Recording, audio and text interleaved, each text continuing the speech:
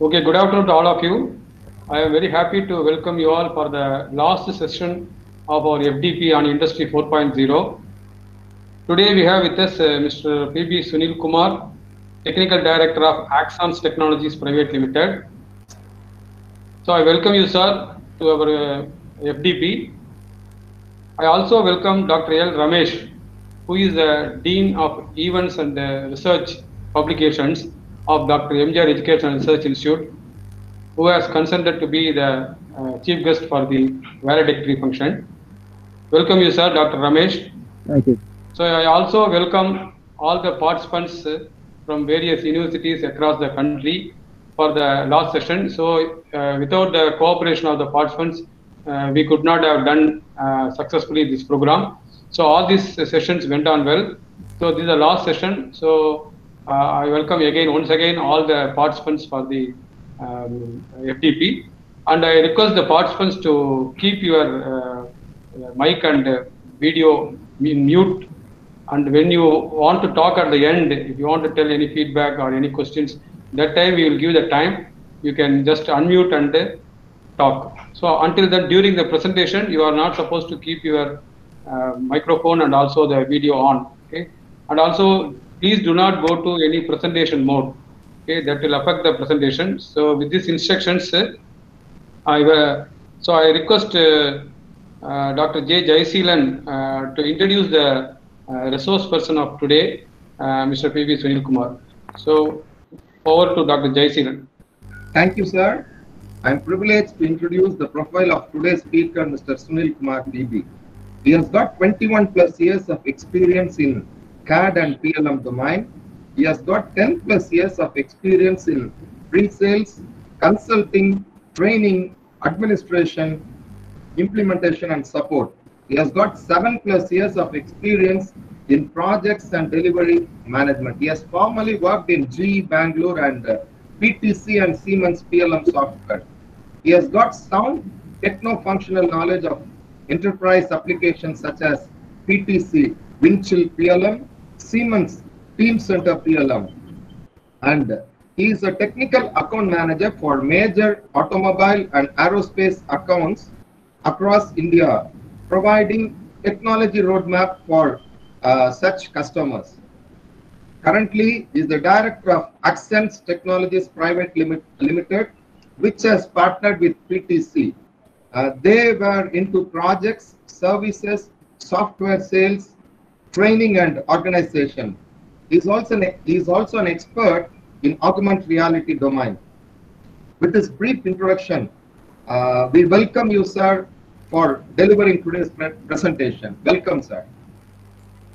Yeah, thank you, sir. Thank you, one and all. And I thank Dr. MGR Deemed University for providing me an opportunity to be part of this FDP program. And today's scope, which I'm going to discuss, is like what is the scope of a PLM in Industry 4.0. So that would be our agenda. And I have tailor-made this agenda, keeping in mind education institutions as well as the graduates who want to get into this Industry 4 revolution to secure a good career. So with that, let me start my presentation. And in case if I'm breaking, if my voice is not audible, please let me know so that I'll correct myself. Since I'm seeing only the screen of a full-fledged, presentation mode, I'm not able to see the chat window. So somebody can guide me in case if I'm off from the voice. Yeah. Okay, sir. Okay, sir. So as Dr. Jaiseelan mentioned, we are a projects, services, sales and training organization. I'll take few minutes to introduce our organization, which is Axons Technologies Private Limited. Projects, we undertake projects with PTC Windchill PLM. We have capability of a Teamcenter, Siemens Teamcenter PLM and Dassault's 3D experience. Coming to CAD/CAM CAE, we handle PTC Creo currently. We also have the capability to work with Siemens NX, Dassault's CATIA, and Autodesk products. Coming to IIoT and AR, we provide consultancy and project expertise. When I said services, we do a migration and upgrade services of our PLM, support services, and new implementation. Coming to CAD/CAM, we provide 3D design, legacy data migration from an earlier version of CAD to a new version of CAD or between CADs, reverse engineering, rapid prototyping and 3D printing. And with IIoT, we do a consultancy and projects. We also do placement. I'll be talking that later in the end of the slide. Coming to software sales, we partnered with PTC to sell the wonderful CAD CAM CAE robust application, which is a PTC Creo. And we also partnered with Autodesk to sell mechanical and civil CAD applications. Coming to PTC Creo, we do sell academic licenses, enable institutions to become an ATC, that is an authorized training centers. We also do sell commercial licenses to commercial clients. And with Autodesk, we sell commercial licenses for the companies to work on their projects. Training, we are proud to be a PTC university. We are an authorized training partner with a PTC. And currently in Chennai, as of today, we are the only ATC for PTC. So we call ourselves as a PTC University ecosystem, and we provide the Creo training to candidates and to academic institutions as well as to corporates. Corporate training we provide. So we started in 2016, keeping in mind to provide end-to-end solutions with PLM and CAD industries. We slowly evolving ourselves into an Industry 4 technology, which caters the need of Industry 4 revolutions. Our broad portfolio, we do projects, services, sales of academic as well as commercial licenses. We do a resource pool augmentation where we provide our customers, PTC customers, as well as Dassault or Autodesk customers with technical skilled manpower, either for their projects or through our projects and services organization. And we do training and certifications, authorized certifications for candidates and organizations. So started in 2016, we became a PTC university the same year, and we had taken some projects from Simpsons & Co. That's a Chennai-based engine manufacturing company. We are doing a 3D legacy data migration support. We engage with Vestas for some corporate trainings on Orbitex and PLM reporting. With TAFE, we provide resources for their CAD and PLM support. And with TAFE auxiliary business units, we provided engineers for R&D projects. With Ashok Leyland, we were engaged with the PLM upgradation from an older version to the latest version.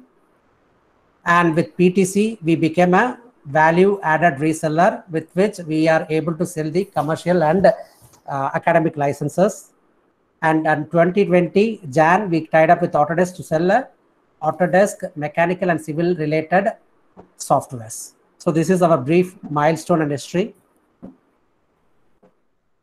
With today's agenda, I would be speaking about what is Industry 4, what is PLM's role in that, evaluation of a PLM, why, and its scope and opportunities. Industry Revolution 4. I think in the last 2 days and until the morning, these are the keywords you would have been hearing day in and day out on Industry 4. Let me also reiterate for the scope of this presentation on Industry 4. So we all know that we came across Industry Revolutions 1, 2, 3, and we are in 4. We are sailing through 4. And to your surprise, we are getting into 5, which I'm not going to speak about now. Okay. So with Industry Revolution 1, it was happening anytime between 1760 to 1830, in which period mechanization, steam power came into picture. Then the Industry Revolution started. And with the second revolution, introduction of electricity, which gave way for mass assembly line, mass production. And with the Industry 3, the introduction of a computer and automation since 1970, it was an Industry 3 revolution. And now from 2000 onwards, we were in cyber physical systems. That's our Industry 4 revolution.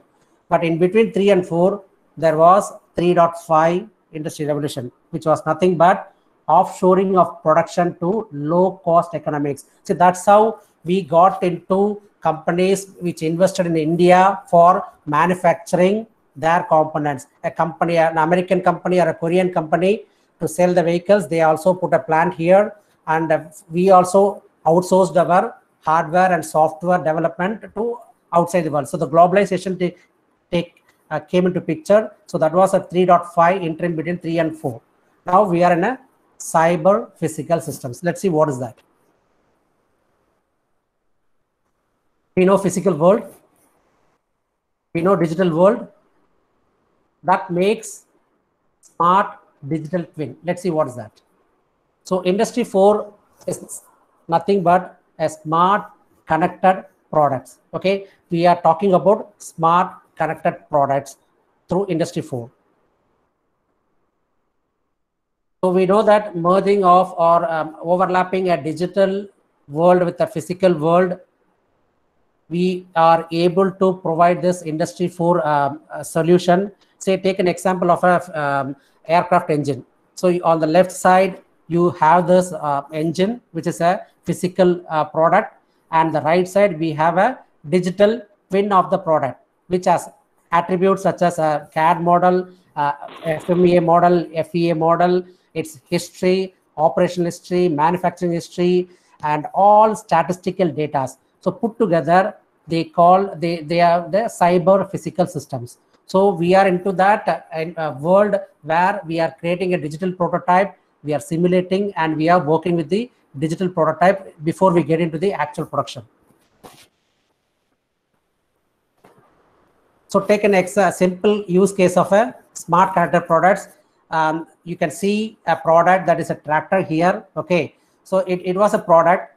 It became smart with the introduction of electronic components. Okay, and it became a smart connected when it was interacting with systems. Okay, a tractor with the interface connected to systems were able to exchange information between them. Okay, so that became a smart connected product. Whereas entire product system, say for example, a tractor has got auxiliary items like a planter, a tiller, or a combined harvester systems. Okay, so all this put together becomes a product system. Okay, now John Deere works with in such a way that the artificial intelligence built in the tractor systems will be able to automatically what I can say, couple up with the ancillary systems for plowing. So only the farmer sitting at his home or a remote place can control his tractor on the field and can determine or dictate what it has to do, whether it has to plow or it has to till or it has to irrigate. So all these things are possible. So connecting all this becomes the system of systems. Okay, so your farm equipment has got its product system, which has got a sensor which decides what to do. Okay, what is the irrigation application, how to do that information, and based on the weather system, it also understands whether it needed to water now or what is the percentage of watering need to be done and whether tilling is possible today or not. So all this information and the what you can say, the decision taken by the system itself. Okay, so the changing nature of products is disrupting value chains, and companies are forced to think and retool everything to do internally. So that's what this fund of this smart connected products. So take a example of an aircraft or manufacturing of an airplane. There is a physical product and they have an equivalent digital. So take an industrial piping gas sector. You do have this physical and digital. And smart cities, yes, you have a physical and you have a digital through which you connect your both the worlds and simulate and manipulate the outputs. So when we talk about industries, there are broadly 6 to 7 types of industries. Okay, each industry has their own perception of dealing with industry 4. So let's take an example of an automotive, aerospace defense, industrial, electronics and high tech, retail and consumer, medical device, construction, infrastructure. So these are the broad types of industries where the technology is picking up, and as a graduate or as an institution, we need to develop the skill sets so that we can provide our product, that's our students or the student community, to work in this revolution. Okay, so mechanical engineer, he thinks that I have only a scope to work with an automotive industries. No, with the invent of this smart connected products is a cross collaboration teamwork. Okay, so if a product is developed, a system is developed, it requires a mechanical engineer, it requires a computer science engineer, it requires an electronics and electrical engineer. So the scope of what you can say, employability increases with the upgradation of the skill sets. So this is a complete cycle of Industry 4. So take an example of a car. Okay, so when a company, when an OEM decides to come up with a model or a new model, first thing what they do is they develop the digital component of the particular model, and then they simulate using various scenarios that meets the customer requirements. Once it is done, then the design and detail activities happens, and then system integration happens. See, mechanical component is not even not only a mechanical component, it's a combination of electricals, softwares, and hardwares. Okay, so the system integration takes place where all the necessary components are added to the product, and it is done with Internet of Things. So with the Internet of Things, you exchange data with the Internet of Things through connected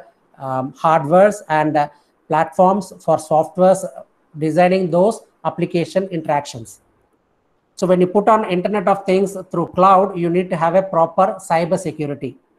Okay, so without a proper cyber security, you will not be able to manage or control your product. What if somebody hacks into the system? Okay, so to eliminate that, the proper cyber security is put into place, and then since it is in the cloud, a cloud computing activities happens on the product development system, and additive manufacturing happens, and then comes to the augmented reality, where the product is augmented and it is studied or researched, and it is shown to the management or to the prospective buyer, and based on the inputs, the necessary changes happens through data analysis. So once the complete cycle happens, only the actual product gets produced or it comes into a shape. The complete cycle is what we call as a Industry 4.0, and Industry 4.0 is not just a what you can say terminology, it's a ocean. It's like a combination of multiple applications combining together to make a product work in a expected way. Okay, so I'll be going through that in the subsequent slides. So physical worlds are nothing but our mobiles, telecommunication systems, automobiles, cities or infrastructure, factories, and electrical and electronic things. And our digital world is products and hardwares when we talk about physical world. And when we talk about digital world, they are documents, a platform to work on, and necessary softwares. So all put together is your cyber physical systems. You need to have the product, you need to have the hardware connectors, you need to have the proper digital equivalent systems for that, which is nothing but your documents and platform and softwares. So when I said documents, okay, they are either a CAD document or a non-CAD document.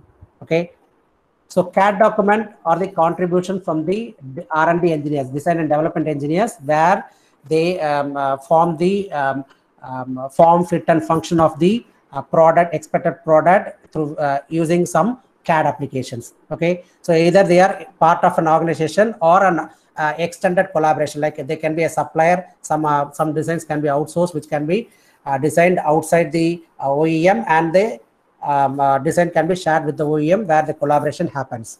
So these part of the CAD document. And coming to a non-CAD document, these are documents contributed by marketing and sales, which is nothing but the requirement document or a voice of a customer or a requirement of a customer. And then engineering disciplines, the lessons learned from the previous project, whether the component is already available, whether they need to tweak the component for a new requirement. Sourcing team, which decides like what are the components or what are the raw materials in terms of men, machines, and raw materials required for development of the particular product. Manufacturer will decide which plant, which site can be, or what is the assembly line that can be utilized for production. Service and support team creates a service document and support documents and after sales and service departments. Quality, which is a big what you can say, which is the critical here, which takes care of the physical and digital product qualities. Management IT takes care of the project portfolio and program management of, things of that product. And outside partners like suppliers and collaborators. See, all information, so these are the stakeholders bringing information of a particular product inside an organization. Okay, so all this information we categorize it as a non-CAD document. So putting together CAD and non-CAD document forms the documents of that particular product development system. So, and after the document, we have a platform. That platform can be any of the IoT platforms. Okay, since we work with the PTC, we are an PTC ATC, and we work with PTC solutions. We know that PTC has got a robust applications to meet this requirement, which is ThingWorks. That's an IoT platform, and softwares like Euphoria to build your experience, publish your experience, and to view the experiences. Okay.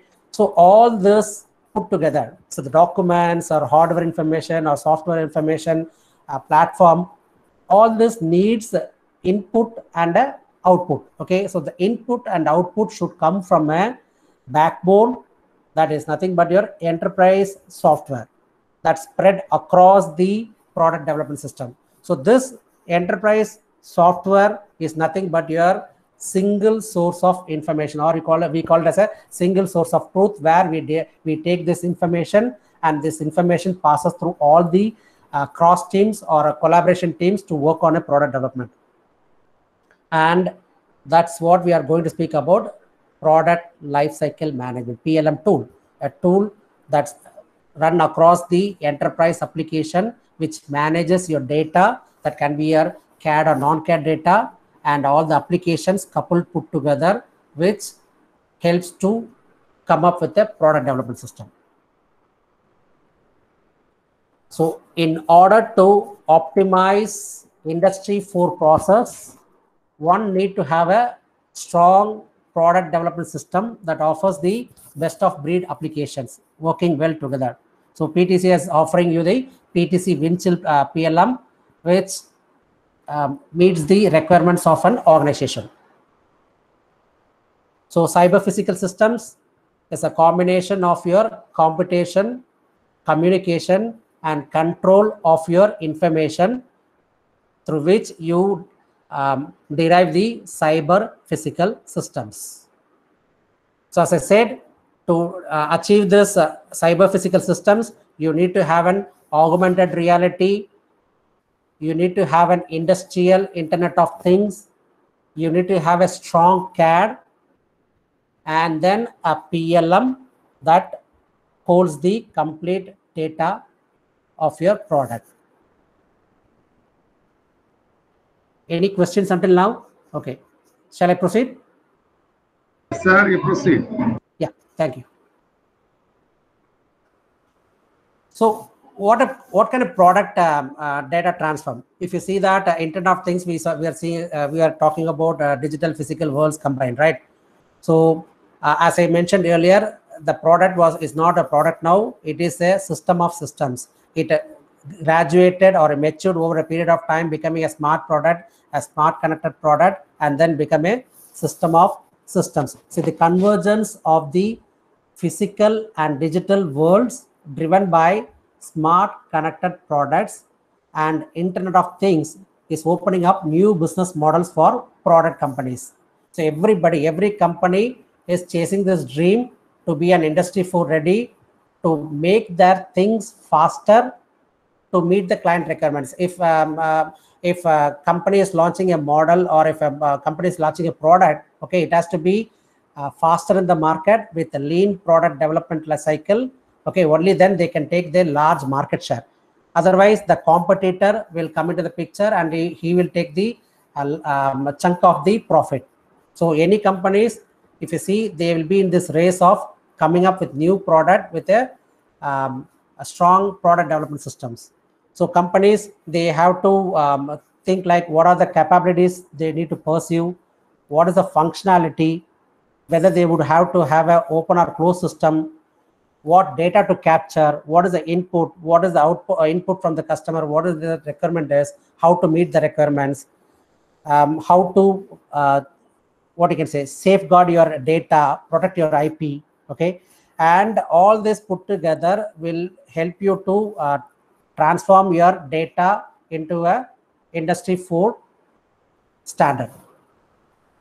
As you see in the left side, you have a product database. That's nothing your PLM, okay, which holds the information, okay, that is there in the that forms the digital product cloud. Okay, whereas your physical product, if you see my mouse, I think you are able to see my mouse. Okay, the physical product is nothing but your actual product with its hardware and software embedded in it. Okay, so they are communicated with each other using a network communication, and the information comes from external sources, integrated business systems like your ERP, SCM, okay, CRM. So all the information passed here, and it is communicated between the digital and the physical. Okay, so this is achieved using your product lifecycle management tool, where your product is available in that, and you connect it, and then you simulate and manipulate your information to get the desired output.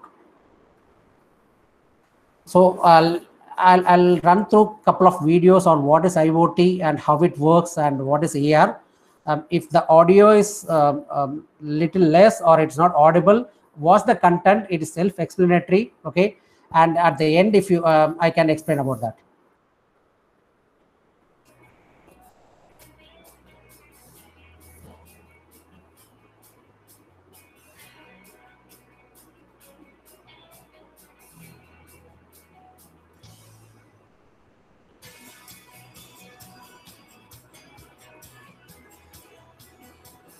No audio is there? Yeah, my audio is there. No, not your audio. The presentation, no, you are presenting on video, no? Yes. In that there is no audio? It is there. I'm able to listen to that, but it is not, I mean, coming across the Google Meet, Yeah, I think so. Yeah, it's not audible. Okay, so I think we can watch this because it's self-explanatory. Play it, sir. Yeah.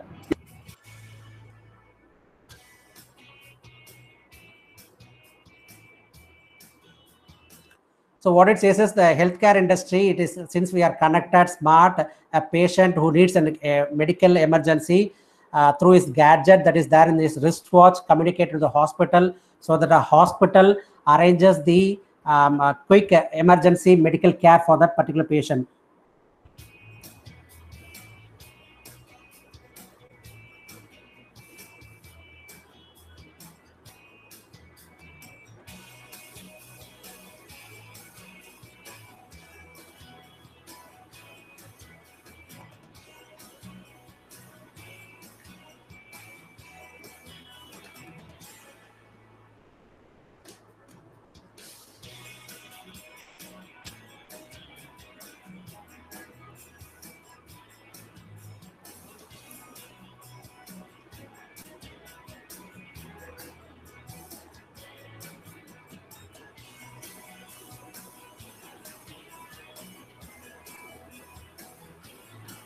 So the logistics field, with the advent of this smart connected program, one can able to identify the correct goods arrival, where it has to be placed, and even the logistics systems will understand like what is the shortest possible route to reach the warehouse, and all this information is shared and monitored across the logistics team.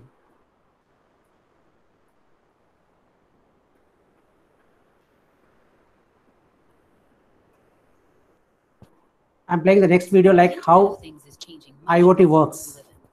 From the way we drive to how we make purchases, and even how we get energy for our homes. Sophisticated sensors and chips are embedded in the physical things that surround us. Is this audible, sir? Is this video audible? No, sir. Video is not audible. Okay. Each transmitting valuable data that lets us better understand how these things and work together. So this talks about the connectivity, like your car is connecting to all the connected items, so you will be able to understand where you want to reach. We're monitoring our personal health. It's the common Internet of Things platform that brings us diverse information together and provides the common language for devices and apps to communicate with each other. The process starts with the devices themselves, which securely communicate with an Internet of Things platform. This platform integrates the data. So the Internet of Things platform is the platform where all these connected items start interacting, and the dashboards will give the real-time data of those products.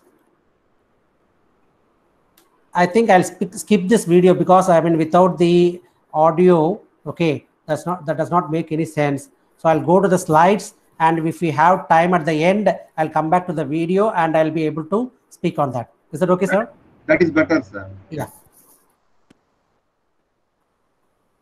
I'll just play this AR video. Okay, this is self-explanatory. What it talks about is a bicycle manufacturing company has come up with an augmented reality program where the buyer goes to the store.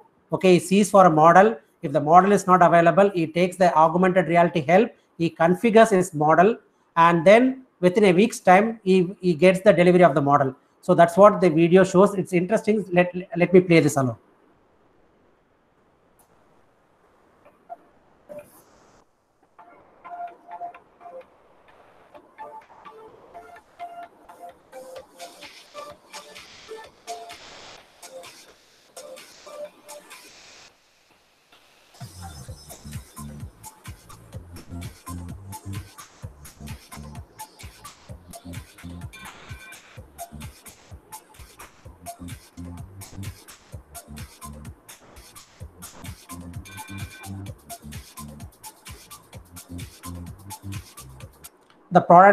The actual product is not there. He is manipulating the digital product, and he is configuring what kind of frame you want, what is the color, what kind of handlebar, the tires, and the accessories.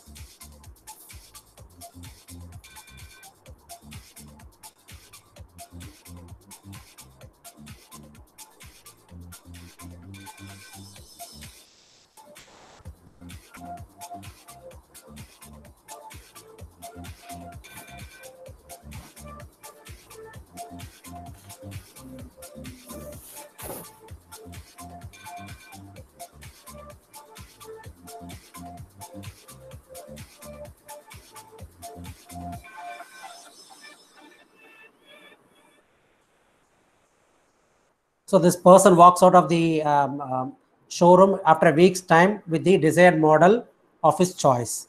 So this is the power of augmented reality. This is how it's going to be in future. Even if you are going to purchase a car or a house, there need not be a model. You go to the store, or they send you a link. Through the link, you'll be able to visualize, configure your desired product, and then the delivery happens. So this saves a lot of time with the years and as well as the OEM's time, and the cost has come down, so that at your convenience, we purchase even houses, or it's going to be a product, or it's going to be an automobile. So with Industry 4.0, okay, the production, there was a past, present, and future. So the present and future has nothing but a smart connected production where cobots, robots along with the humans, they work together on the smart factories, and then the production happens. The past, this is what our mobile phones were looking like. This is a present where we have a what you can say, a big display and with a lot of functional features of the mobile phone. Previous days, it was only used to talk over the phone, only used to have a voice calls. Now it is used as a multi-gadget. The future is going to be a device like this, which is bendable, rollable, and it's going to be a glass. Okay, so how this is possible? This is only possible with the combination of your electrical, electronics, software, and mechanical domain put together with the technology. So the tools and technology that is available today will help us to reach the future production activities. So this is one example for a mobile. Coming to automobile, we know that our past automobile were looking like this, and our current automobile is this, and our future is going to be a one like this, which has got a connectivity like a self-driving. Okay, so there is a Tesla car model is available, Google car is available. So to even companies like Germany is having a vision in around 10 years, the complete public transport system, that's a taxi, they are going to be a self-driven taxi, I mean a auto-driven taxi. Okay, so the if you take a taxi, you just go and key in your what you can say, your home address, it will take you to the place. So this is all available using the artificial intelligence and IoT technology.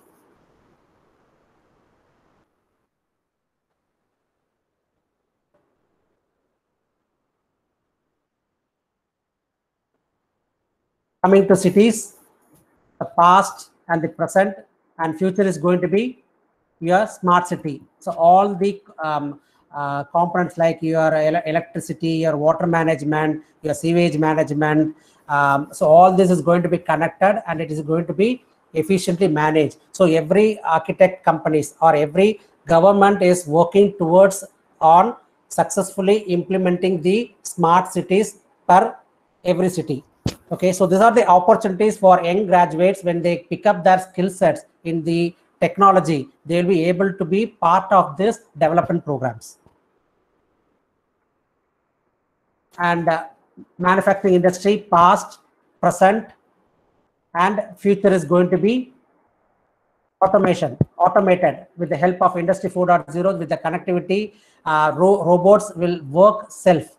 Okay, only with a minimal supervision of any humans, the complete product development system is going to work. Coming to circuit boards or electrical electronics components, your past was there, I mean components like capacitor, and the future is going to be binary and flexible circuit boards. So these are the development happening across. So coming to product life cycle, as I said, PLM is going to be the backbone of your entire product development system. And it is expected that this industry is going to grow by $19.4 billion, and it grown by $19.4 billion in 2018, and expected to be $20.5 billion in 2023, which means that more and more companies are going to get into this field, which is nothing but for a student or a graduate. That's a good news, because more and more job opportunities are going to come up. So PLM is nothing but a process of managing your entire life cycle of a product, right from concept through the design and until the manufacture and service, and until it becomes obsolete. A complete detail of the product right from its concept stage until it is manufactured and disposed, it has to be managed. So the PLM provides that enterprise provision for holding the data. So as you see there, any product has got its own life cycle. Even the computer, the laptop, or the mouse that you're using now, or the product that you're using now has got its own life cycle. When a new variant has to come, it has to derive out of the existing variant. So the components, 90% of the components will be reused, unless and until if it is not available in the PLM or data management system, people end up in recreating it, which leads to a longer product development cycle. So some of the popular PLM softwares, PTC Windchill PLM, Siemens has got a Teamcenter PLM. Dassault is a Innovia or 3D Experience PLM. Oracle has got an Agile PLM, and there is another PLM called Aras PLM. And Autodesk has come up with the Fusion PLM. So the industry leader is the PTC Windchill PLM, for it has got a provision, and it has got the complete portfolio, right from the document management, that's your CAD data management, until your IoT and augmented reality management. So it provides a single source of truth for you to manage right from the product getting designed in a CAD and getting to a manufactured and then augmented, and then it is connected and it is getting into the field. We know that PLM, we might have heard PDM also, right? So there is a difference between PDM and PLM. PDM is just a data management tool which just holds a document data. Okay, your CAD or non-CAD documents, that alone will be managed by the data management tool. Okay, whereas PLM is the entire portfolio. It starts with the requirements until the manufacturing data. Every information is held and managed in the PLM.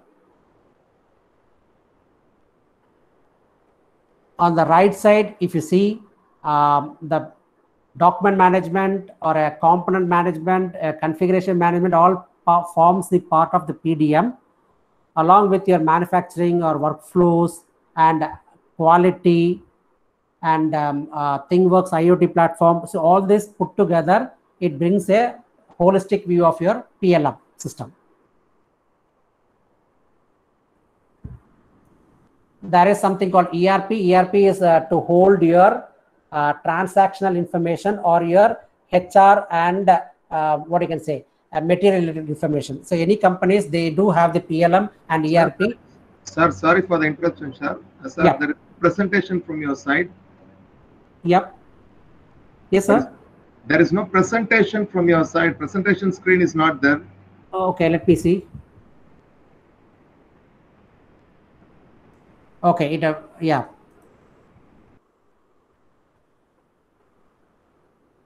What about now, sir?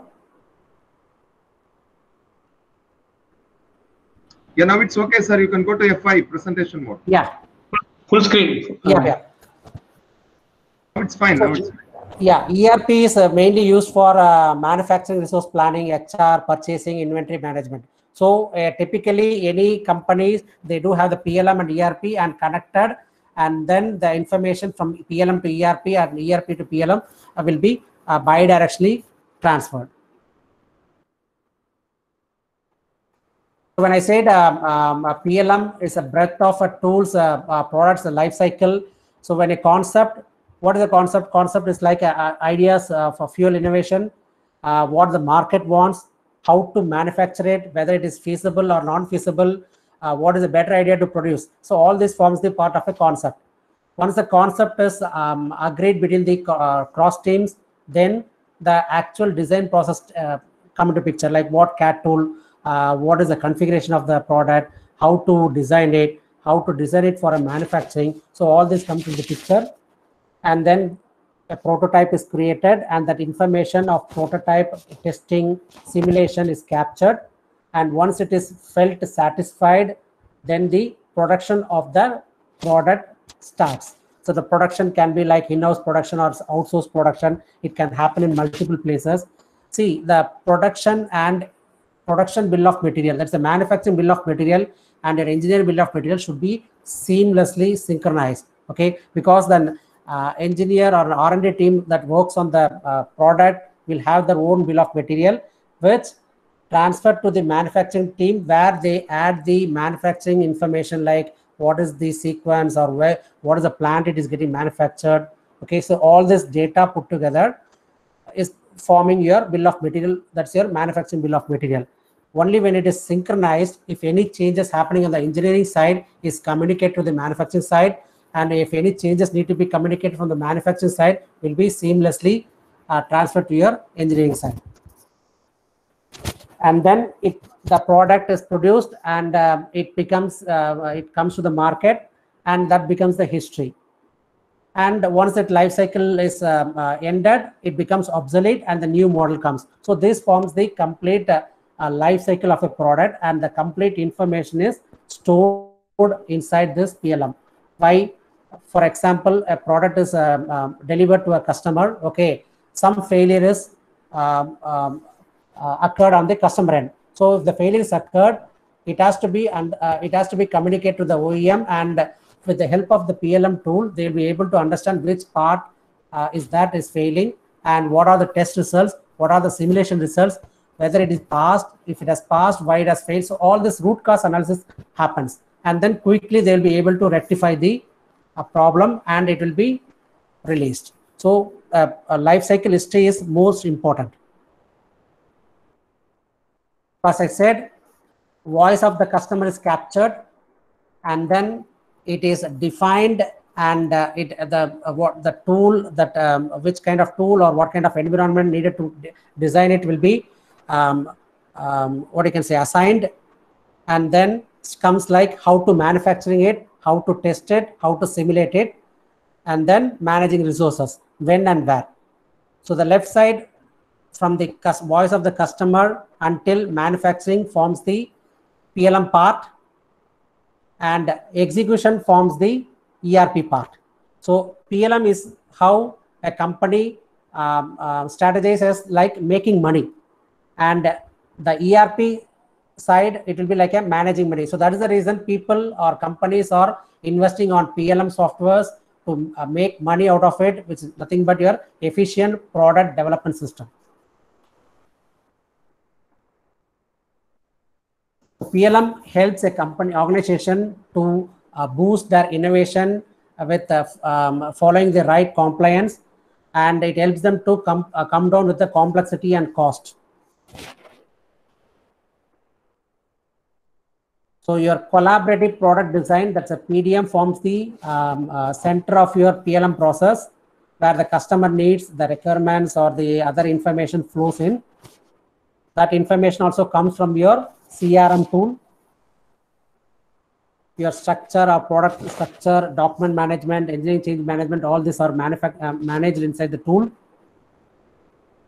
Sourcing comes into the picture. So this shows a collaborative product development. So all the information, even the different teams are working on that, it all integrates seamlessly, and the communication is exchanged. So that forms your entire PLM structure. So it's a combination of your PDM, sourcing, marketing, engineering, all the teams put together, all the data put together, and the data transaction happens through your PLM. That's how the PLM evolved. Otherwise, it was like a silo system. Somebody does the engineering development in some site or some system, and somebody sitting in say a different location working on the manufacturing process. So they don't have a collaboration or visibility. So the chances are there that there were a lot of errors. So that is the reason 20 years back, when a product is getting released, it takes more time to release. When a competitor product comes, the competitor will take more time to launch into the market. With the PLM, with all the collaborative nature, it is very easy to come into the market with the right combination. So various tools help you to collaborate, like your CAD data tool, visualization tool, which helps you to control your CAD documents. Workflow processors, which defines like what are the how the information flows from one department to another department, where it is now, whether it is getting executed. So all this give a clear visibility of a product lifecycle management. A strong visualization capability, which helps them to have a digital prototype viewed, which can be manipulated, tested, simulated to get the results. For any company, they choose PLM to minimize their expenditure, which helps them to cost saving and maximize their profit revenue. So that is the reason I said like a lot of companies are investing on PLMs, which is a good for graduates to acquire the knowledge of PLM and then get into the company where they can expand into the Industry 4 technologies. So this is a typical cycle of a PLM's evolution.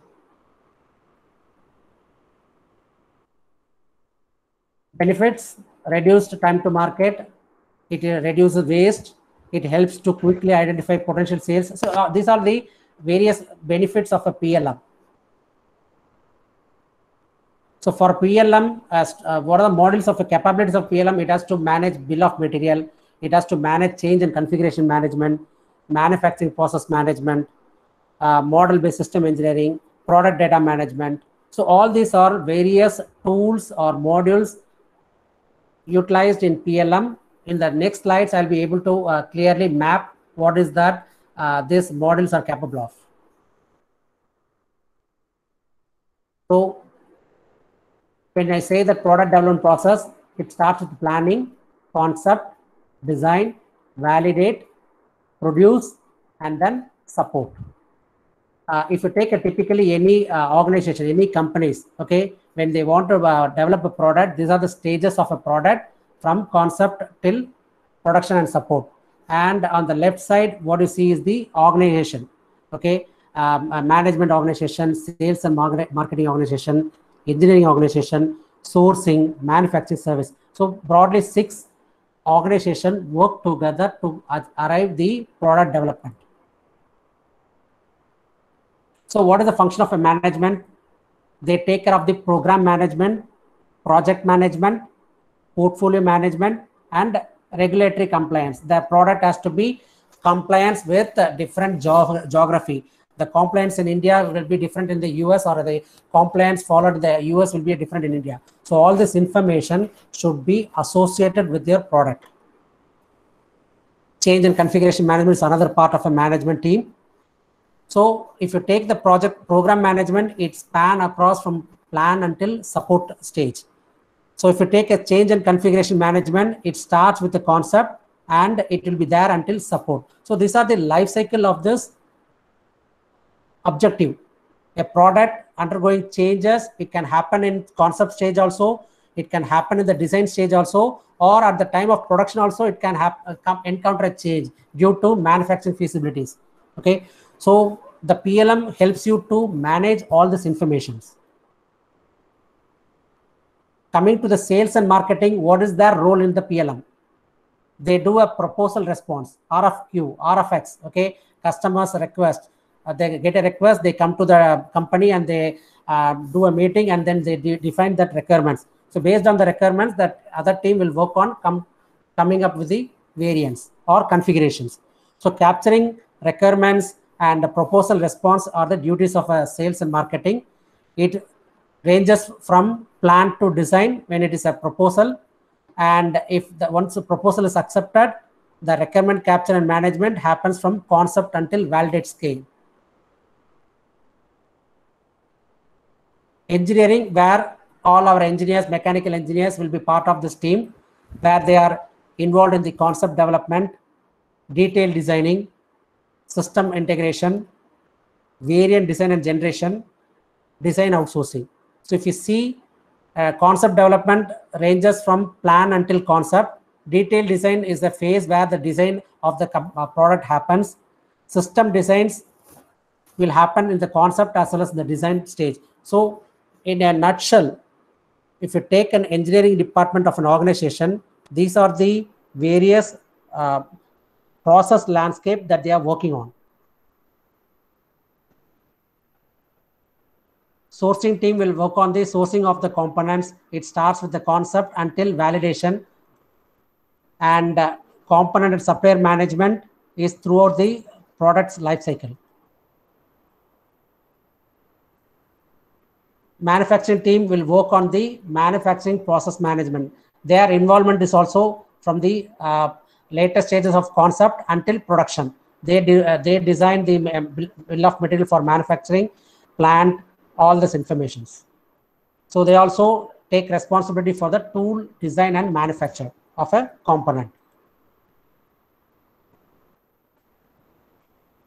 Servicing, once a product is produced, okay, their involvement starts with the design team itself. They are the ones who gives the voice of the customer, okay. The previous model, if any problem is there, they will be the part of the concept and the design stage where their inputs will taken and the product is refined. And they are also involved in the technical or service manual creations and performance analysis and feedback. So to put together, your organization comprises of management, service, sourcing, engineering, marketing, all work together towards one common objective, that is the product development. And that product development is captured and happening in PLM. So opportunities for graduates. Before I go to the opportunities for graduates, these are the numbers taken from National Employability Report of Engineers. Every engineer, every year, okay, engineers passing out is like approximately 1.5 million. In that, the employable engineers are 45 to 52% only. Unemployed engineers are 75 to 82. In that, from the employable engineers, only 20 to 25 are employed. The reason for unemployment is supply exceeding the demand. There is a demand, okay, but there is a supply exceeding demand with a shortage of the skill sets. Domain understanding is another problem. Adaptability, and then attitude. So all these four forms the reason for unemployment. That 24th March 2019 statistics says that over 80% of Indian engineers unemployable in the knowledge market because they lack the relevant digital skills that the companies requires now. The digital skills are here in skills like a CAD or PLM or a augmented reality or an IoT capabilities. Once you acquire that skill sets, the doors are open. This is another statistics which says that what are the branches. Say for example, core engineering branch. So employable are 20%. Out of the 20%, 67 got an interview opportunity. In that 67, 47% only reach the final round, and then in that 47, only 17. See, from 20, it becomes like if you put a numbers equivalent. If 20 people are going and 20, only 67%, which is nothing but 11. In that 11, only 5 got into a final round. And from that 5, almost 1 or 2 are getting employed. So this is what the range is. And average scale, pay scale is like 3,41,000 per annum.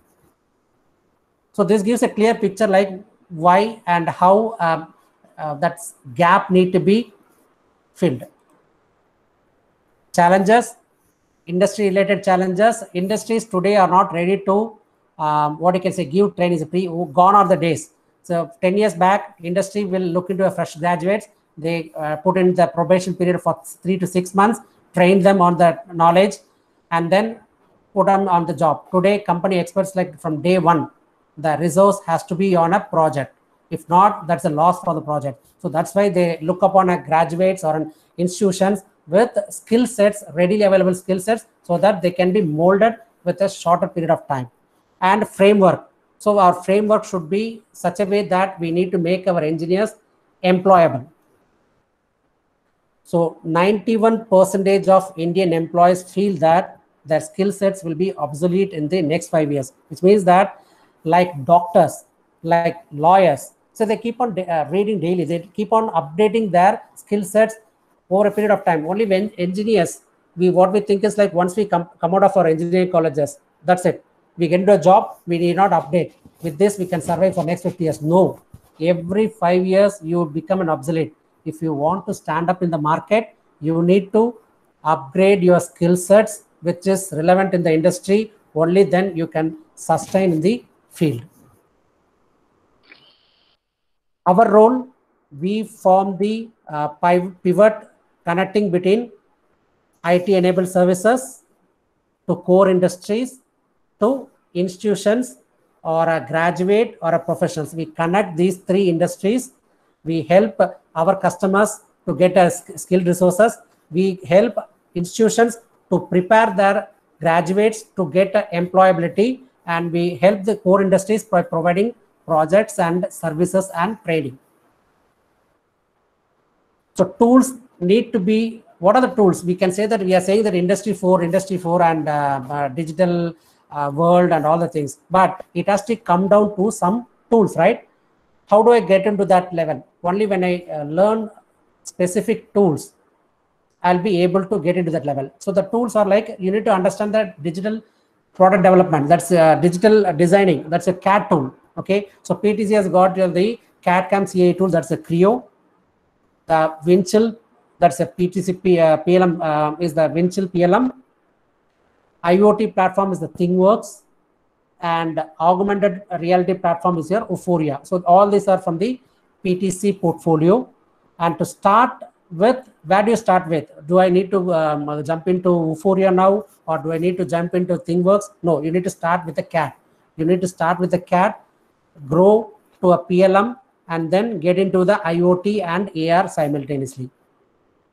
So this is the starting point of anybody to get into the Industry 4, what you can say, opportunities. So graduates like mechanical, automobile, aerospace, production, mechatronics, ITCSE, EEE, all these domains, where if they pick up the skill sets of these tools, they'll be able to get into the evolution. I'm sorry. These are the various job roles, like a PLM developer or a PLM consultant, PLM admin, R&D engineer, product design engineer, implementation consultant. Okay, so these are the various roles, job roles that is existing. If you go to Naukri, go to Monster or Indeed, you search for these keywords, you find hundreds of jobs. But our guys will complain that I didn't get a job. So I completed my engineering last year, or I'm getting out now, I'm not getting an opportunity. That's because you have not filled in that gap. Okay, so if you go there, there is a lot of demand is existing in the industry. Only thing is, even we find difficulty to hire a person with a specific skill sets. What an academic institution do for getting such opportunities? They have to build a portfolio to have a strong CAD platform in their organization, in their college, with the PLM Windchill next, and then slowly move into IoT platform and Vuforia. So any college or any organization, to start with, they have to have the industry leader. Like if you take a PTC, they are the industry leader. They have the complete portfolio, right from a CAD until your augmented reality. So your data and your products sales through these technologies seamlessly. So to start with, you need to have a strong Creo, and then you need to have the Windchill portfolio, and then get into a ThingWorx and IoT. So it's a stage wise. You cannot get in one day, in a day one. I mean, tomorrow, if I want to become an IoT guy, or I mean, a COE or a Vuforia COE, you need to basically have your CAD and then come up with a PLM and then go to these levels. So one simple ROI calculation I have given here for any colleges or academic institutions if they want to become a COE for Creo. Okay, so we give them a university plus academic lab pack. Okay, take an example like in a mechanical department, we have 60 students intake.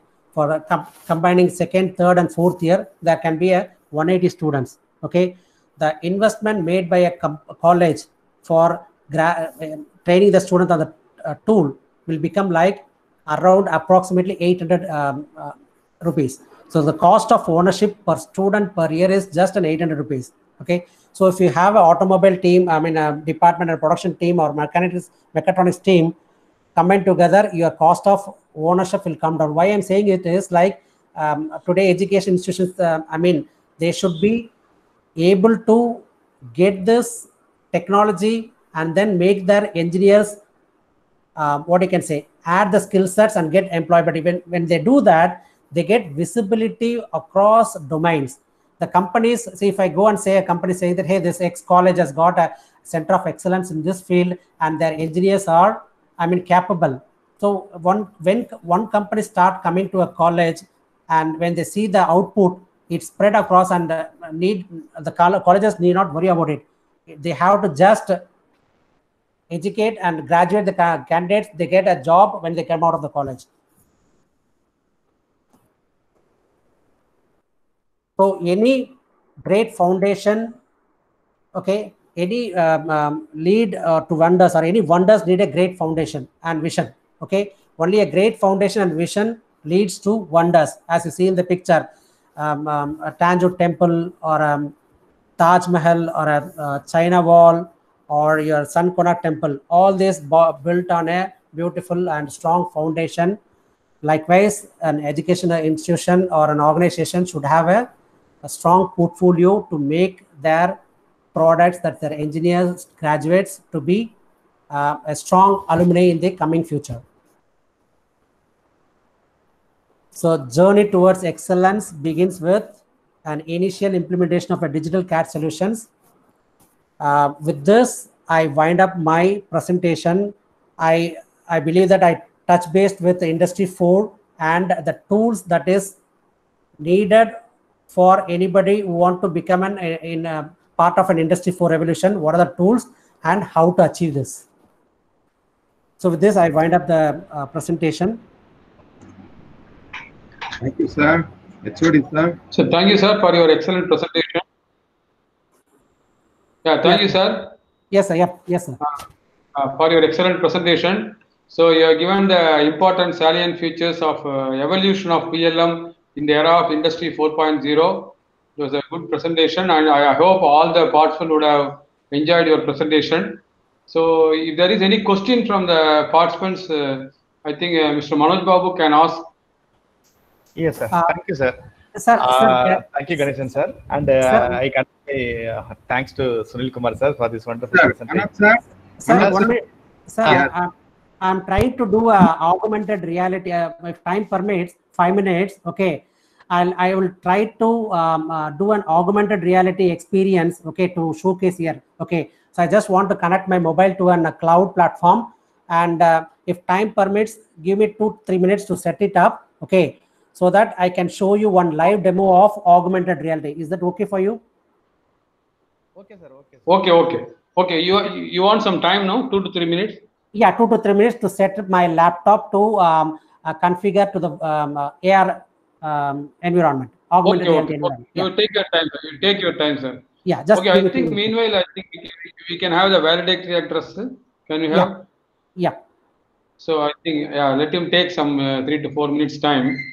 So I requested Dr. L. Ramesh, Dean of our Dr. MGR Education Research Institute, to deliver a valedictory address for our FDP on Industry 4.0. Dr. Ramesh, sir.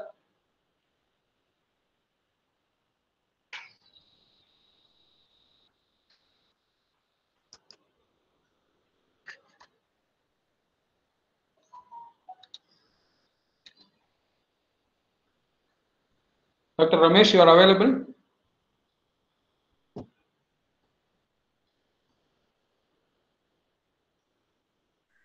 Yes, sir. I am available. I can proceed, sir.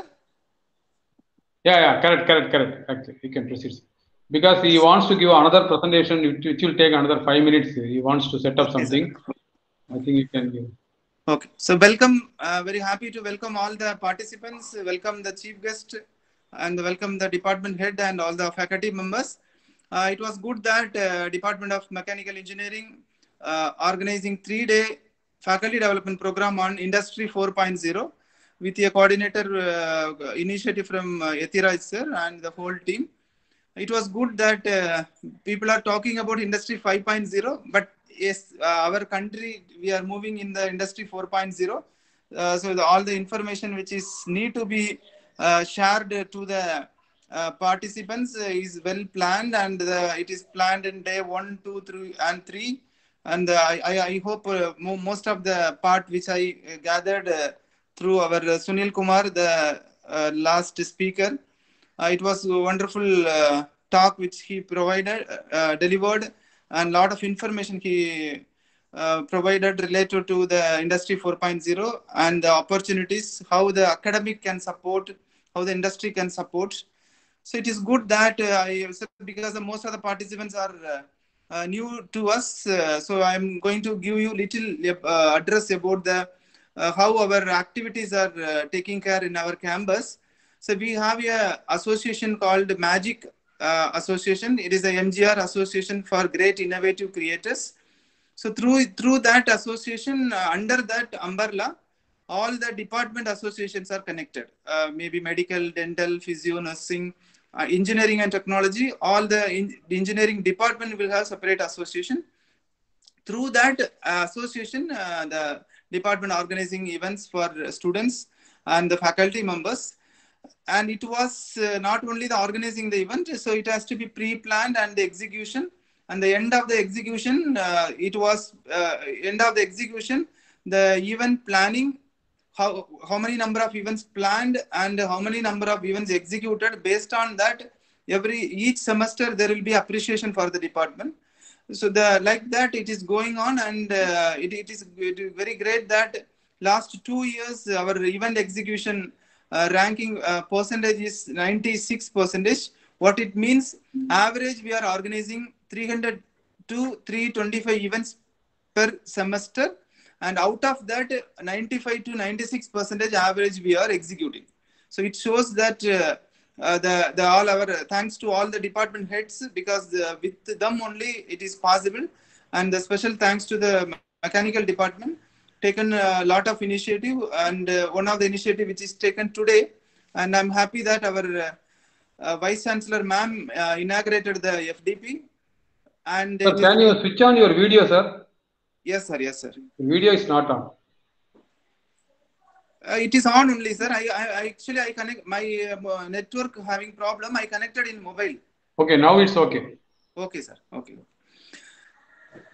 So that is the thing, and it is good that not only the mechanical department, all other part of our engineering department, both H&S under the leadership of Manivandan and the first year campus, medical, dental, lot of events are going on. I hope request the participants to enjoy all the other type of events. I'm happy that this event is related to a particular field. So only particular related participants are there. So thank you so much. And I request the department to make continuity with the present participants, make a database of that. And so that in future also, what are the events which we are organizing, it has to be communicated to them, so that it will be a good thing. And some of the participants, those who are interested to connect with our association activities also, you can take them as the external coordinator, external supporter for your mechanical department association also. So that is also helpful for us, so that we can have some external team also for the mechanical department association. That is a suggestion which I'm providing. So thank you, sir. Thank you, HOD, and thank you, Ethirai, sir, and all the team. Thank you so much, sir. Thank you, sir, for your nice address. I think you will continue, Mr. Sunil. Yeah, yes, sir. Yes, sir. I'm just installing the Google Meet in my mobile, so that from the mobile I can show that.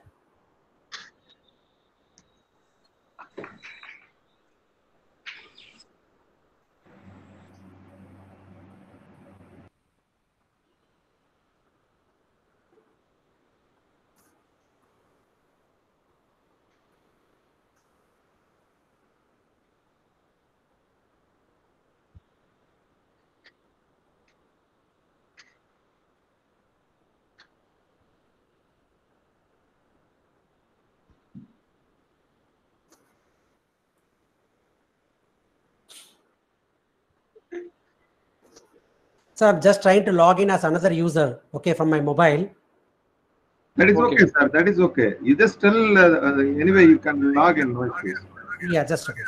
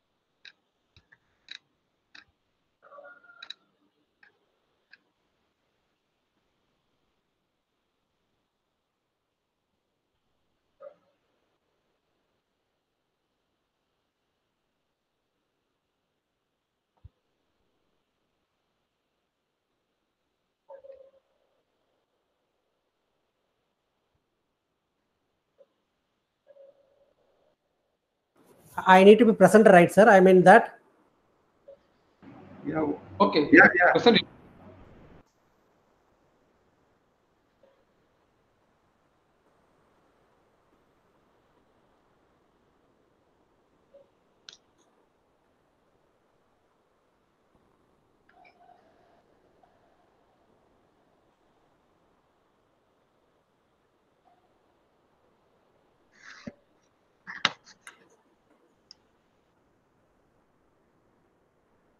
So can you see my screen?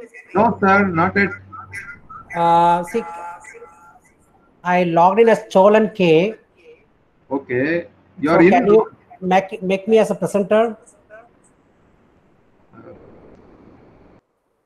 HOD, sir.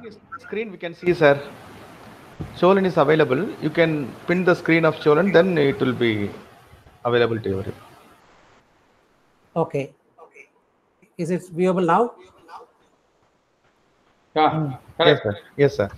Okay, just a minute. So I think all participants can also pin him under Cholan, CHOLANK, so that he can view. Other participants also pin him. Okay, the start, sir. Continue. Yeah, you can Just start, sir. a minute, sir. Just a minute, sir. Fine, fine, fine.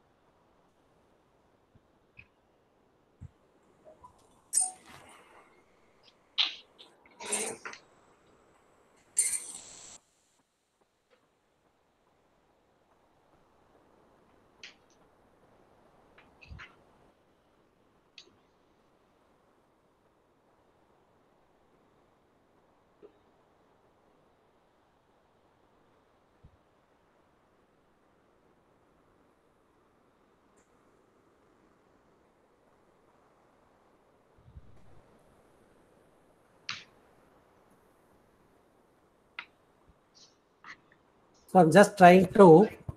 So this is a 2D print of a smart plant. Okay. So using augmented reality, I'm trying to see what is the how this plant works, and the statistical information will be shared to me. Screen is not visible, sir. Nothing is visible.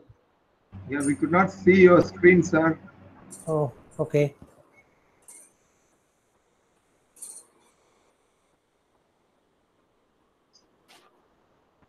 Now it's Okay. fine. Yeah, Now we yeah. can see the What screen. happens is when I open that augmented reality app, this is getting closed and my screen is not visible to you. I think this is not going to work. Maybe I will upload a video later, sir, and share it to you. It's okay, sir. That's fine. That's fine. Yeah.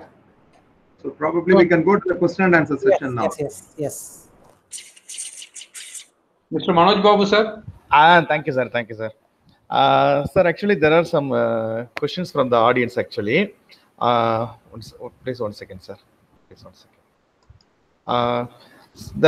There is one question from audience called Rahul NR.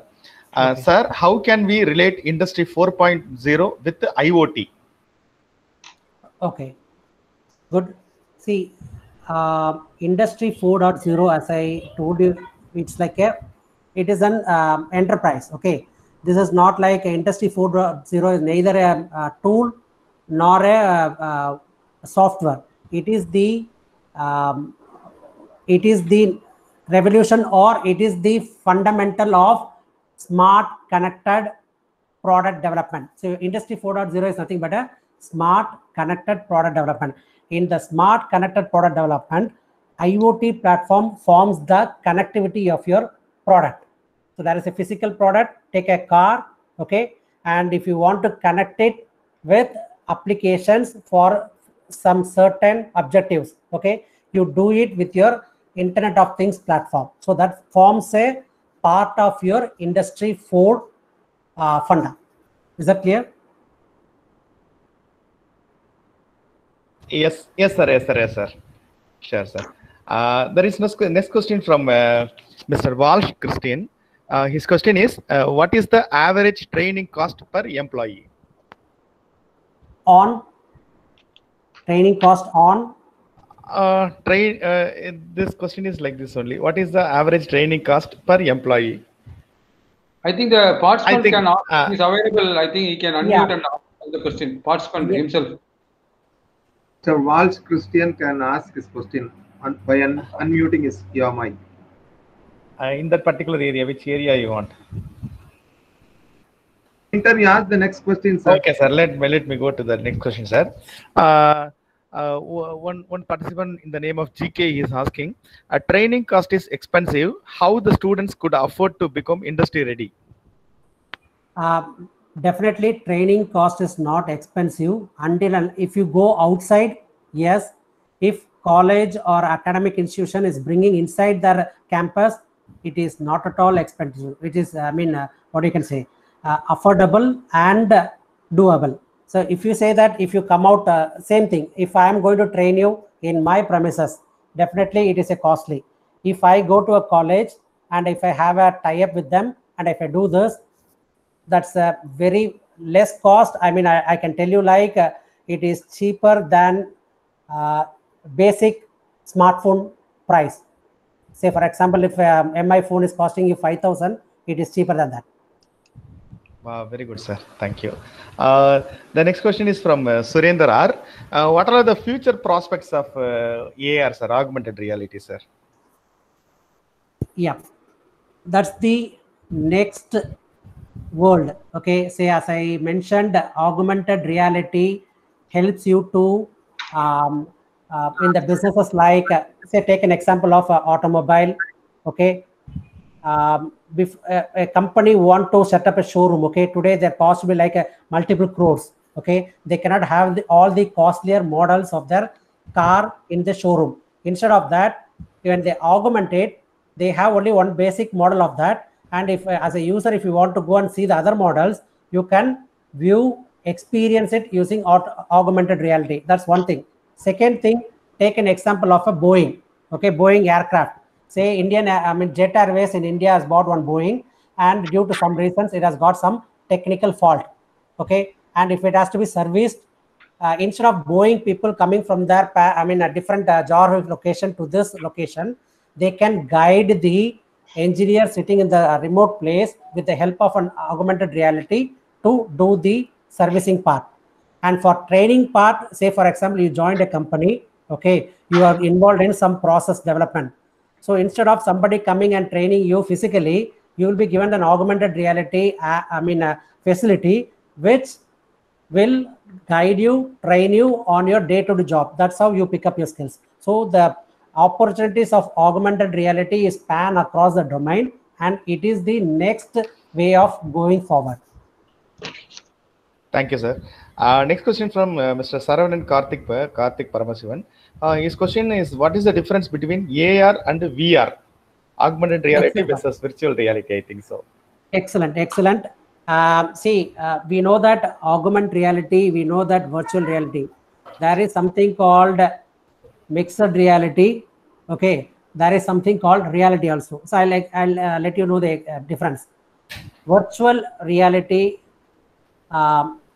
is a virtual, which is nothing but there is no equivalent physical product or the particular environment is not available. Take an example of a video game, a PUBG game, for example.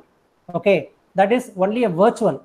There is no equivalent physical equivalent of that. Okay, then that becomes your virtual thing. Say for example, a car or a bike or any product, okay, which is there a physical also, and you want to work on it virtually, okay, then that becomes your augmented reality. So augmented reality is nothing but a virtual layer morphed on a physical layer, and the information that you want to look in a virtual layer is getting exchanged between the physical and virtual layer using the IoT platform. Okay, so in augmented reality, a product exists and you are manipulating it at a different place. A virtual reality, a product does not exist, it's just a virtual. The example is video games or virtual realities. The industry or the servicing that you're going to do with the help of reality, that's your augmented reality. Combining these both becomes a mixed reality. Say, for example, flight simulation, okay, or 5D entertainment. If you are seen, there are in the malls, there is a 7D entertainment and 5D, which is nothing but along with 3D entertainment, you will have that feel like your chair will be rolling. If you want to go a roller coaster, okay, you will actually sit on a seat like roller coaster on a place, and that starts mechanically activating the movements, and there will be air coming in front of you, blowing cold airs. If the roller coaster is going through water, a water will be splashed. So that 7D environment, which nothing but your physical plus virtual, which is nothing but your mixed reality. And mixed reality helps in NASA training, or you want to do a flight simulation, you will do it with a mixed reality. Is that clear? Yes, sir. Yes, sir. Yes, sir. Absolutely clear. Thank you. Sir, you can switch on your video, sir, before answering, so that you know. Yes, sir. Yes, sir. Sunil, sir, you can switch on your video. Sir, actually, my video, the camera has got some issue. So Okay, when I switch it on, that's okay, sir. it will hang up. Yeah. Okay, sir. Sir, actually, next question from Mr. Ajay Kumar. He's asking, like, sir, ThingWorx and Vuforia are the recent developments from PTC. Still, the education institutions not using Windchill, but the Windchill is suitable for industry, I think so. How it helps for educational institution? Excellent. So in my presentation, I gave you a path, like to get into a what you can say, to get into ThingWorx or augmented reality. Okay, the journey to reach there through your CAD and data management. So for an organization or a college to have that augmented reality or Internet of Technology things, okay, you need to first get into the CAD and then Windchill. As I said, Windchill is the a tool which holds the data, and that data is transferred between the different modules. Or if you want to take information, say for example, a tractor is there, okay, you take the information of the tractor that is available in the PLM and put it in the IoT platform, do all the testing, simulation, parameter activities, and then you take it as a dashboard. Okay, and when you say like ThingWorx and Vuforia, these companies were already existing. They were market leaders, which is current now. What I can say, PTC has acquired those companies to expand their portfolio.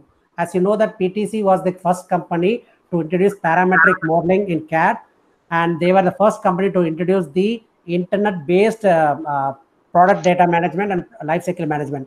And down with that, now with the acquisition of ThingWorx and Vuforia, they are into this in what I can say, Industry 4.0 portfolio. So as you rightly said, you need to scale up the skill from CAD with Windchill, and then take it to ThingWorx, and then do an experience using augmented reality. Does it answer, sir? Yes, sir. Yes, sir. Thank you so much, sir. Actually, the audience side question is over, sir. Finally, I have only one question from my side. Yes, personally, I want to ask you only one question. That will be the final question, I think, sir. Yes, sir. Actually, sir, now we are in Industry 4.0 actually. What about 5.0, sir? And probably what will be the modifications will be there in 5.0 when compared to 4.0, sir? Okay. See, I have a couple of slides for that. You want me to show that slide and explain it, or oral is enough? Or orally I can, because Okay. already that. Yes, sir. Sure. So, Yes, sir. see, the thing is, Industry 5.0, we have already, reached there, but still as an India, okay, as a conservative country, we are just exploring on the Industry 4.0. Okay. So with Industry 4.0, we said like smart, connected products, right? So what we did in Industry 4.0, less human interaction, more of robots interaction, okay, more of mechanization, more of automation. What happened is, see, even you have a more of a robo and automation, still there is a need of human touch required. Okay, somebody has to go manage, maintain, monitor. So the reintroduction of humans back into the industry 4.0 became the industry 5.0. Okay, so in industry 5.0, robo along with humans coexist together to achieve the product development objective. So that's what the industry 5.0, sir. Wow, thank you so much, sir. Thank you so much. We have asked so many questions, and you were very patient in asking all those things, replying all those things, and your answers are very, very informative and very clear and thorough, sir. Thank you so much, sir. It's my pleasure, sir. Yeah, it's my pleasure. Yeah. HOD, sir, please take over, please, sir. Okay. So we have come to the end of the faculty development program, the 3-day FDP. It went on well with the support of all the resource persons, all the participants and the organizing committee. So now we have come to the stage of proposing the vote of thanks. So I have great pleasure in proposing the vote of thanks for this 3-day faculty development program on Industry 4.0. So first of all, I would like to thank Thiru A.C. Shanmugam, who is the founder chancellor of Dr. MGR Education Research Institute, and engineer ACS Arun Kumar, president of the university, for their continuous encouragement and support in all our endeavors academically. I would like to thank our Vice Chancellor, Dr. S. Geeta Lakshmi, who was present with us during the inaugural address, and she was stressing on the need of automation and robotics in the manufacturing industries during her inaugural address. I thank you, madam. And I would like to thank Dr. G. Gopalakrishnan, provost of the university, who was also always guiding us in all our activities, and Dr. C.B. Palanivelu, registrar, who is giving a moral support to all the faculties of the university. So now let us come to the resource persons. So we started the day one with Dr. Ramesh Anbanandam, Associate Professor, Department of Management Studies, IIT Roorkee. So who was delivering a lecture on Logistics 4.0, and he connected what way Logistics 4.0 is related to Industry 4.0. Excellent presentation was there. So I thank Dr. Ramesh Anbanandam on this occasion. The next one is Mr. Arul Regan, a manager of 3D applications, Monotech Systems Limited, Chennai, who also presented a lecture on 3D printing and innovative technology, where he explained the latest methodologies of 3D printing methods. So thank you, sir. And then the third session was delivered by Mr. Sasi Kiran yesterday morning, who is an application engineer and IoT professional, Adroitech Engineering Solutions Private Limited, where he emphasized about the application of ThingWorks platform with the various examples he explained. And thank you, sir. And the fourth session was delivered by Mr. Aravind Ramachandran, who is the senior manager in MTAB Technology, who are involved in the manufacturing of the CNCs, PLCs, robotics, FMS, etc. And he gave a talk on smart factory automation with the digital twin technology and demonstration of Skill on 365. Thank you, Mr. Aravind Ramachandran. And today morning, we had an excellent presentation by Dr. Ashokan T, who is a professor and head of Department of Engineering Design at IIT Madras, Chennai. So he delivered a lecture on multimodal robots, where he was talking about the industrial robots, its mobility, manipulation, and also about the grasping techniques. Thank you, sir. I would like to thank Mr. P.B. Sunil Kumar, who has presented just now presentation on the scope of PLM in the era of Industry 4.0. Thank you, sir. So next, I would like to thank Dr. S. Nalluswamy, Joint Registrar of our university, who gave a special lecture in the today morning session, where he was explaining about the starting from Industry 1.0. He has given a clean picture about all the various revolutions taken place at various period of time. So thank you, sir, Dr. S. Nalluswamy. And Dr. L. Ramesh, who is Dean Events, Publication and Alumni. So he was with us, he is with us for this session, and also who appreciated the efforts taken by the mechanical department and also about the activities of Dr. MGR Education Research Institute. Thank you, sir, for your valedictory address.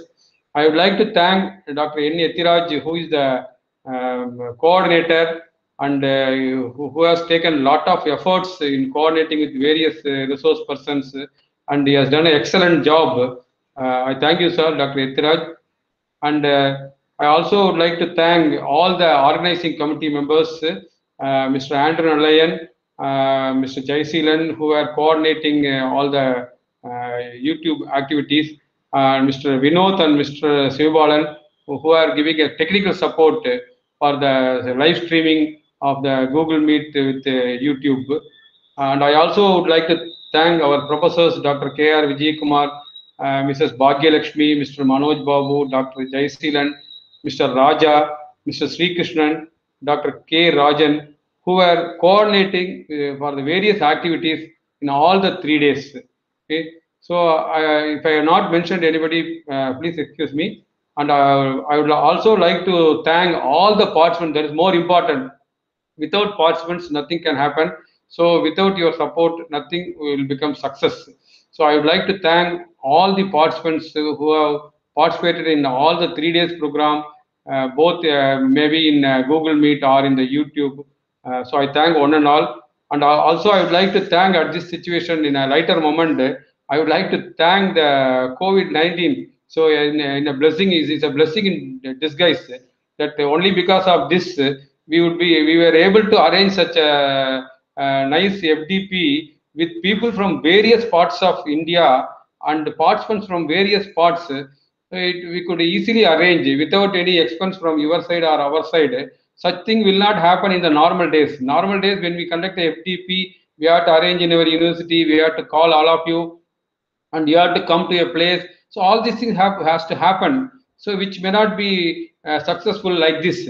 But this is a virtual online FDP. We were able to do even in a better way. You are able to hear all the resource persons. You are able to ask queries directly. So it is really a good experience for us. I hope this is also a good experience for all the participants also. So during this time, maybe this 3 months time, we should take it as a positive side of this. So though there is a negative side for this COVID-19, which all of us know. So what best we can do in this 3 months period or 4 months period, we don't know how far it will extend. So we should make best out of it, and we should attend more and more FDPs like this so that we can update our knowledge. So that is also my appeal. So with this, I conclude my vote of thanks. Thank you one and all. If any participants want to give any feedback, I think they can just unmute and we can talk. If any participants want to say a few words, you can unmute your mic and unmute your video. You can also show and you can talk.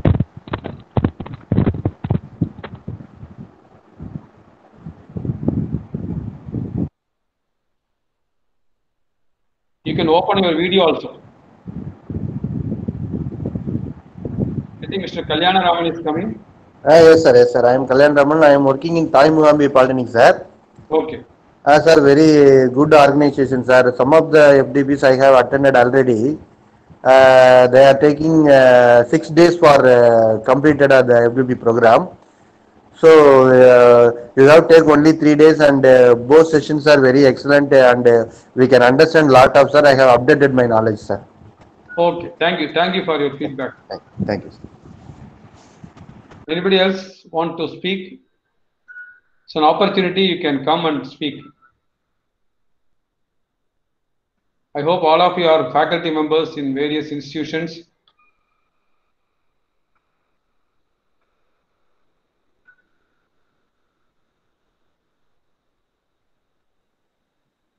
Anyone want to tell any feedback, any suggestion? Myself. Hello. Go ahead. Myself, Dr. Gopalakanan from Adiparasakti Engineering College. Very good. Yeah. Already I found this FDP, which are conducted both sessions in an effective manner, and which covers all the manufacturing activities, inclusive of that product life cycle and robotizations are very interesting. And 3D, the latest technology of 3D printing was found to be very useful. So I thank the organizers for putting all the effort, and they are within us.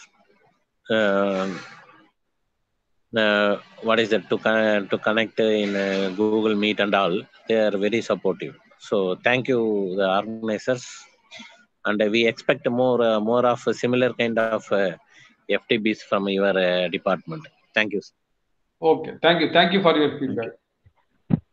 Hello. So we will keep the database of all of you, and whenever we have any other program, even other department program also, we will send the information to you.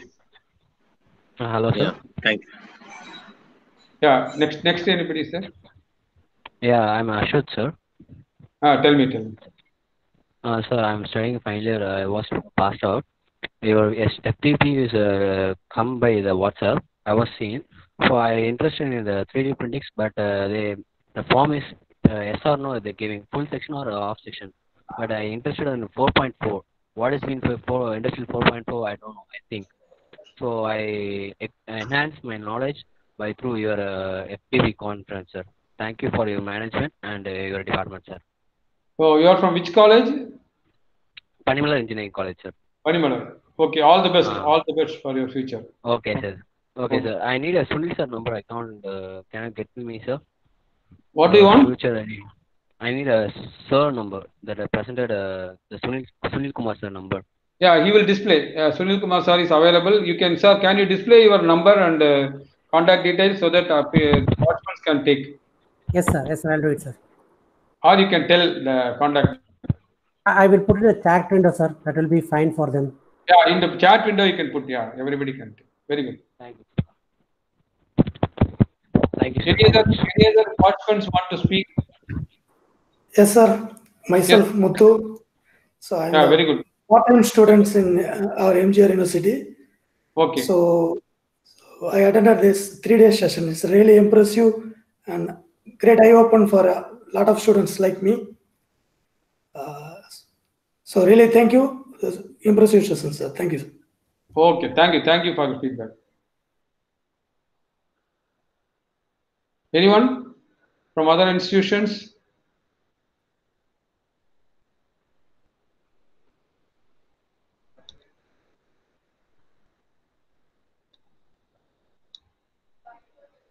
Sir, I want to ask Sunil sir one question, sir. In the future, we have some knowledge on the IoT and AR.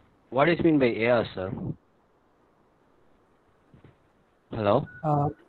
Yes. Am I audible? Yeah, he's asking about the augmented reality. Yeah. See, augmented reality, this is AR basically on augmented reality. Okay. So the purpose of augmented reality is to build and experience the product. For example, as I was saying previously, you have your mobile phone, right? Yes, so sir. the mobile Yes, phone, sir. when it is getting designed, even before the prototype, that design information can be brought in front of you using this augmented reality application, which means that the 3D model which I have, using that augmented reality application, I create an experience out of it. Take the same mobile. What I'll do is I will take the 3D model. I will create an hotspot in the 3D model. Say, for example, I keep one hotspot on the screen, on the button, and on the side. So when you open the augmented reality app and see that model, clicking on the hotspot will give the future. See, for example, today how you are doing, you go to a mobile site to see a 2D information where you read about what is the processor speed, what is the CPU of that, what is the RAM speed, what is Yes, the sir. Yes, sir. all this information can be brought alive in front of you. The only difference is you cannot touch it, but you can simulate it, feel the product, and if it is okay for you, you go and purchase, or you do the production. If you are a company prospecting to do that, you show it to your customer. If the customer is interested, or if they give a feedback, come back, refine it, present it again, and take that as a final output and produce it. So the augmented reality helps a company to come up to the market even before the production is done, to get the real customer experience. Okay, sir. And put the product on that. Thank you very much, sir, for your. You're welcome. You're welcome. Yeah. Yeah, sir. Sir, there is one message in the chat box, sir. There is one message in the chat box. That message was posted by Mr. Hirak Das. He wants to convey like, I do want to thank you for such a beautiful FDP. My microphone is not working. I think he is from Northeast, sir. This is the message which is in the chat box. This is for information. He is from Assam, Guwahati, Assam. Yes, sir. Yes, sir. Yes, sir. He has put the message in chat box just for the information.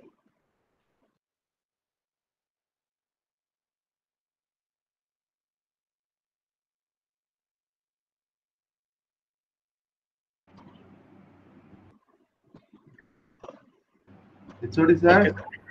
HOD sir. Any other person is giving a feedback? Sir, Dr. Etraj sir, you want to give any remark, concluding remark?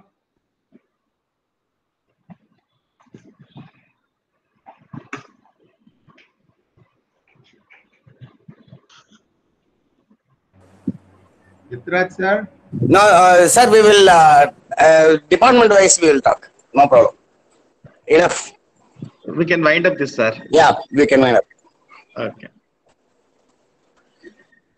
Thank you, Sunil Kumar sir. Yeah, thank you, sir. Thank you. Thanks, Thank you, Sunil Kumar sir. Yeah, thank you, sir. Thank you, HOD sir, and teaching and all supporting staff to make this FDP program. And I wish all the best to you all people. Yeah, thank you, sir. Thank you, sir.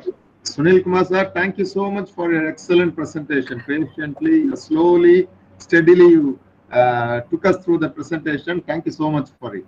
Thank you, sir. Thank you, sir. Sir, I would like to play the national anthem.